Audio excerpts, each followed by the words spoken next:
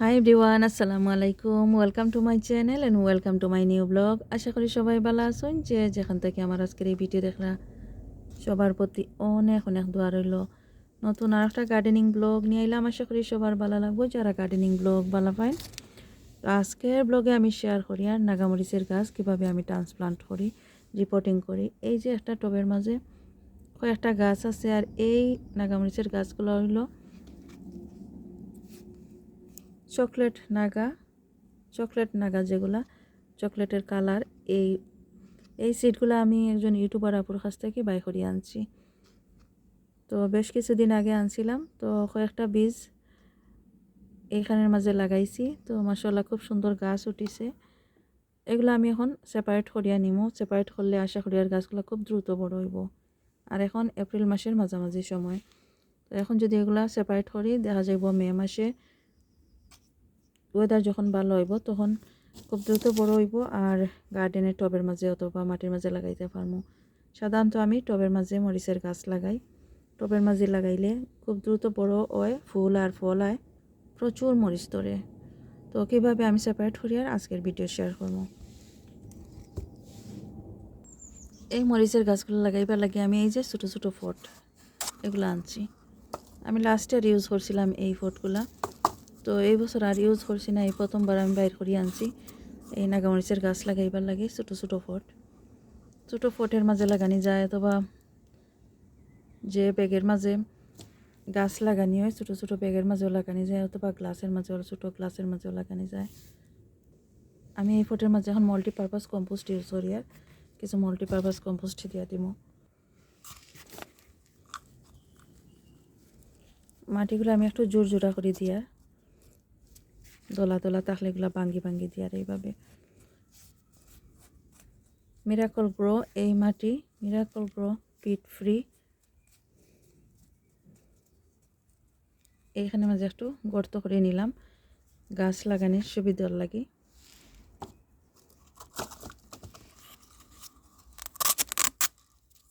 আর নাম লিখিয়ে রাখি সবসময় আমি কোন ধরনের মরিচ লাগাইছি, কারণ অনেক ধরনের নাগা মরিচের চারা আমি করি সবসময়। এই কারণে আমি নাম লিখিয়ে রাখি কোন ধরনের মরিচের গাছ লাগাইলাম। একটা ফটের মাঝে আমি মাটি রাখছি। এখন এই যে গাছ আছে, গাছগুলো আমি সুন্দরভাবে এই যে চামচ, গার্ডেনের চামচ, এইটা গার্ডেনের চামচ দিয়ে আমি আস্তে আস্তে করে এইভাবে উঠাইয়া নিয়ে আর এরকম মাটির মাঝে রাখি।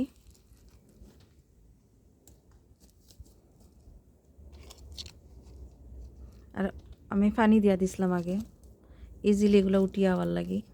তো খুব সুন্দর হইয়া উঠিয়ে আর প্রতিটা গাছ খুব সুন্দর হইয়া উঠিয়ে আইছে। এখন আমি এইখানে মাঝে একটু গর্ত করে নিয়ার যাতে আমার গাছ লাগাইতে পারি।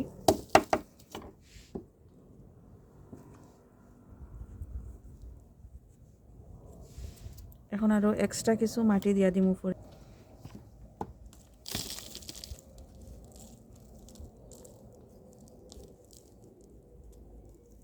মাঝখানে আমি আনিয়ার এই গাছ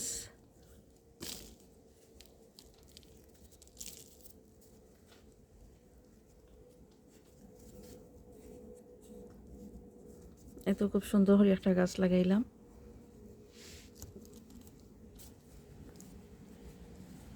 একটু গর্ত করে হোল করিয়া নিছি এখানে মাঝে ইজিলি গাছ লাগাইবার লাগি। এই যে মাটি সহ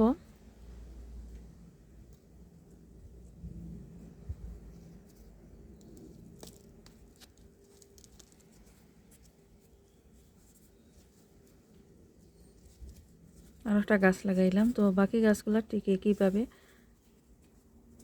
এরকম লাগাইয়া নিব। এই তো এখানে আমি 6টা গাছ লাগাইলাম। আশা করি সবগুলা গাছ বাঁচবো, আর যদি নাও বাঁচে সবগুলা, 2টা গাছ বাঁচলেও আমার এনাফ। তো অল্প অল্প আমি পানি দিয়ার, যেহেতু এখন গাছ লাগাইছি তো অল্প করে পানি দিয়ার, বেশি দিয়ার না। গাছের গোড়া যখন আবার ড্রাই যাব, শুকাই যাব, তখন আবার নতুন করিয়া এভাবে অল্প পরিমাণ পানি দিয়া দিব। বেশি পানি দিলে খুব দ্রুত ওইগুলা শিকড় নষ্ট হয়ে যায়। এখন আমি ঘরের ভিতরে এই গাছগুলা রাখবো। এই যে আরও কিছু নাগামরিচের গাছ আছে, খালা নাগার গাছ। ছোট্ট একটা ফটের মাঝে অনেক আগে আমি গাছ লাগাইছি, আগা ভাঙ্গিয়া দিছিলাম। তো দেখতে পারা আগা ভাঙে দেওয়ার পরে এখানে একটা ডাল বাইর হইছে আর এখানে একটা। আর দেখতে পারা এই যে ছোট্ট একটা ফটের মাঝে অনেক দিন হয়ে গেছে আর পর্যাপ্ত পরিমাণ পানিও নাই, খাবারও নাই। এই কারণে এই গাছ তেমন একটা বড় হইতে পারে না। আর সেম টাইমে আমি যে গাছগুলো আরও লাগাইছি এগুলার প্রায় ফুল আইয়র মোটামুটি বড় হয়ে গেছে। অন্য একটা ভিডিও শেয়ার করুন আমার বড় গাছগুলা কীরকম হয়েছে নাগামরিচের। তো ফুলও আইয়র আগের গাছগুলা সেম টাইমে লাগাইছি আর একটু বড় ফটের মাঝে লাগাইছি। আর এগুলো এমনিতেই রয়ে গেছিল ছোটো ছোটো টবের মাঝে। তো এগুলার মাটি এখন আমি চেঞ্জ করিয়া দিম আর বড় টবের মাঝে লাগাইমু। এই গাছ লাগাইবার লাগে আমি বড় একটা গ্লাস আনছি, প্লাস্টিকের গ্লাস, নিচের দিকে হোল করা আছে। এই গ্লাসের মাঝে আমি আরও গাছ লাগাইছিলাম, এখন আমি সরাই লিছি। তো এরকম গ্লাস আসলে ইউজ করলে গাছের মাটি যে দ্রুত গরম হয়, আবার দেখা যায় গাছও দ্রুত বড় হয়ে যায়। তো কম্পোস্ট আমি দিয়ার, সেম কম্পোস্ট, মাল্টিপারপাস কম্পোস্ট আমি দিয়ার এখানের মাঝে, আর কোনো কিছুই দিয়ার না। কারণ এগুলো ঘরের ভিতরে থাকবো, ঘরের ভিতরে যদি বেশি খাবার দেওয়া হয় তখন দেখা যায় এই যে গাছ আছে গাছগুলা নষ্ট হয়ে যায়। তো আমি মাটি আর একটু কিছুটা সরাই লইলাম, কারণ এই যে আছে মাটিগুলো আমি দিয়া দিব।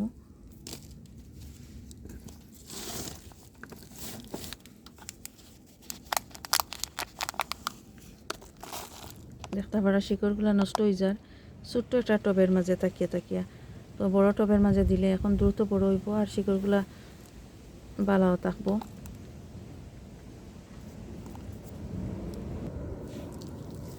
এই যে এখানে মাঝে দিলাম আর উপর দিকে আরও কিছু কম্পোস্ট আমি দিয়ার।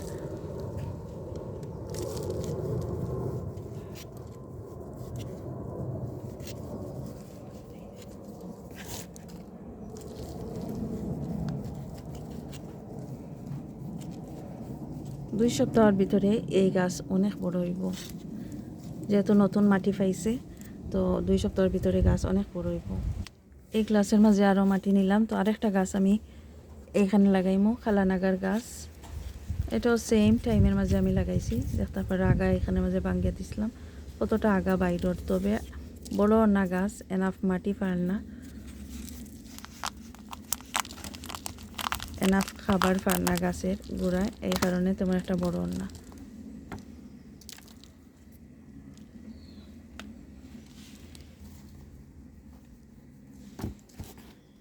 উপর দিকে আরও কিছু কম্পোস্ট দিয়ার। মে মাস আইব, যখন মে মাসে গরম পড়ব তখন আমি এগুলো গার্ডেনে নিমো। এই সময় আইতে গাছগুলো বেশ বড় হইব, বেশ সুন্দর হইব। এখন অনেকটা টাইম আছে। তো বাকি আরও কিছু গাছ আছে, গাছগুলো এইভাবে আমি লাগাইয়া নিমো। এই গাছগুলো যেহেতু অনেক ছোটো রয়েছে, তো এই মাটিগুলো আমি ফেলাইয়া নতুন করে মাটি দিয়া দিমু। যেভাবে প্রথমে আমি এগুলা উঠাইয়া নিয়ে গাছ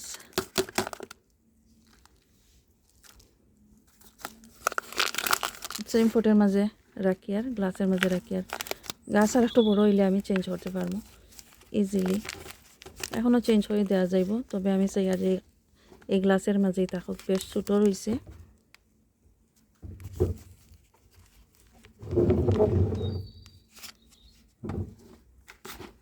নতুন আরও মাটি দিয়া দিলাম,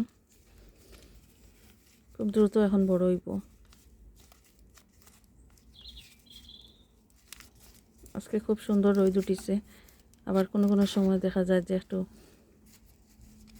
রোদ গেছে কি।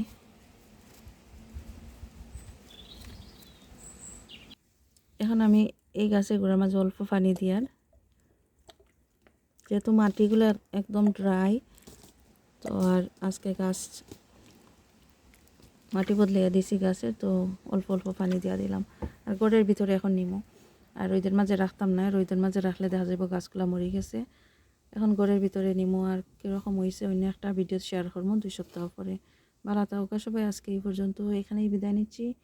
আল্লাহ হাফেজ।